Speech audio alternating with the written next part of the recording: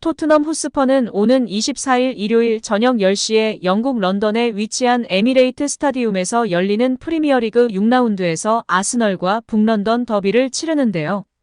현재 토트넘은 4승 1무로 리그 2위에, 아스널도 4승 1무이나 골득실차에 밀려 리그 4위에 위치해 있습니다.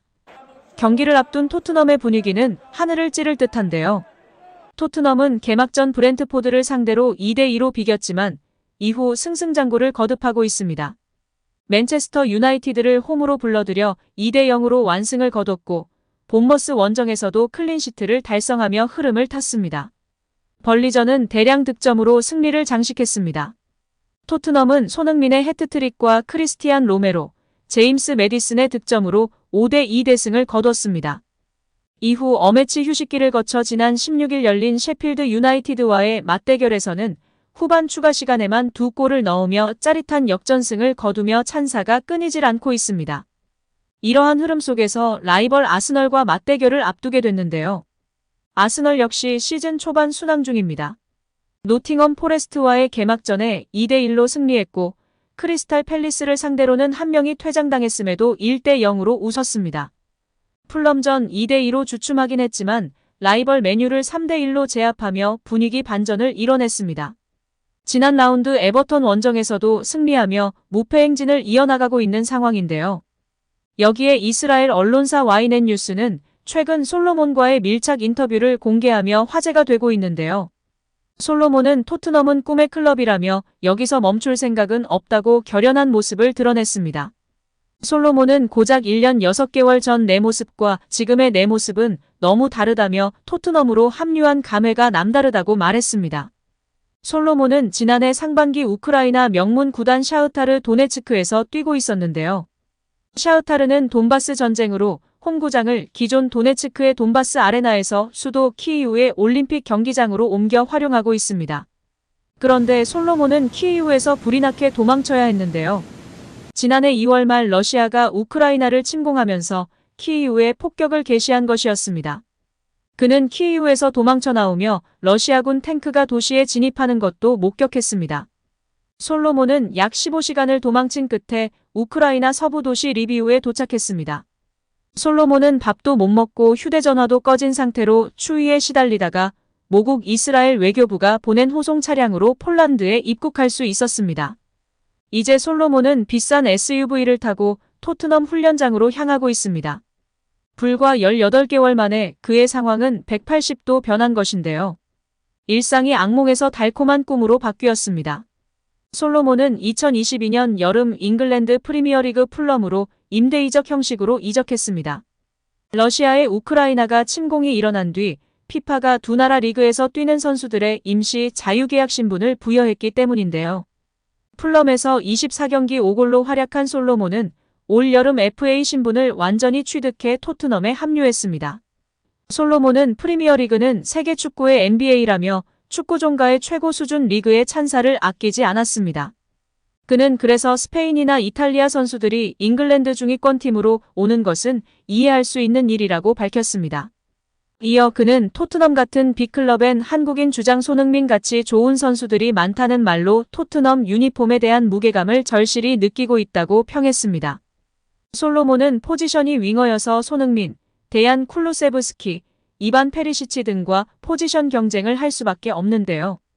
솔로몬은 이전 팀들 코치는 날 믿어주고 출전 시간을 보장해주려 했다. 그러나 엔지 포스테코글루는 다르다며 자신에게 주어진 냉엄한 현실도 숨기지 않았습니다. 또한 지난 벌리전 이후 손흥민에 대해 언급하기도 했는데요. 그는 우선순위는 인간적으로 대단해요. 팀의 모든 사람들이 그를 좋아합니다. 피치 안팎에서 손흥민은 우리의 캡틴이고 리더예요. 우리 모두 가능한 한 최대로 손흥민을 돕고 싶어 해요.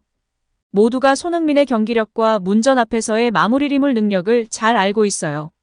오늘 손흥민이 첫 골과 해트트릭을 하는데 도움을 줄 수 있어서 너무 기뻐요.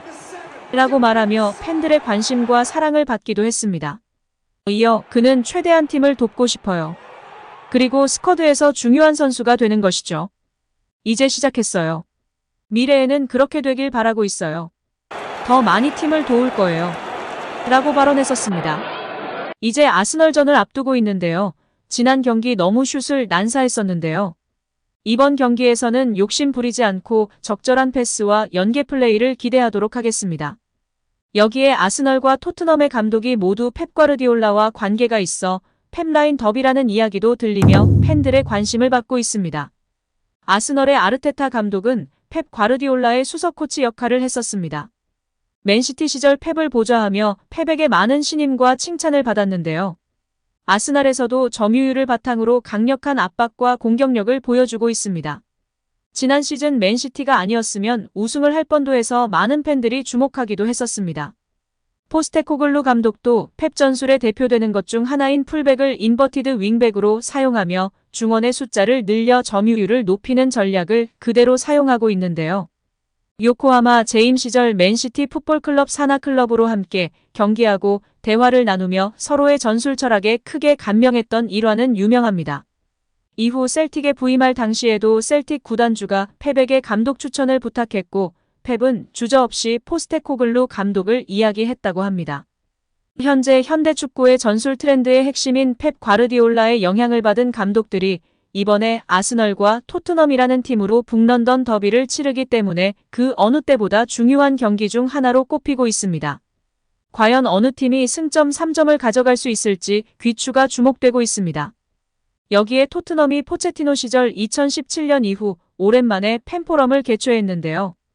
이날 손흥민은 토트넘 팬포럼의 주장 자격으로 참석해 다니엘 레비 회장, 엔지 포스테코글루 감독, 로버트 빌러험 토트넘 우먼스 감독, 토트넘 우먼스 주장 배선희 등과 함께 팬들과 소통하는 시간을 가졌습니다. 손흥민은 이 자리에서 지난 시즌은 토트넘 데뷔 시즌보다 더 힘든 시간이었다며 구단과 동료들, 감독님을 실망시켰다고 느꼈다고 말했는데요. 그러면서 오히려 그것이 나를 더 강하게 만들었다고 털어놓으며 화제가 되기도 했습니다.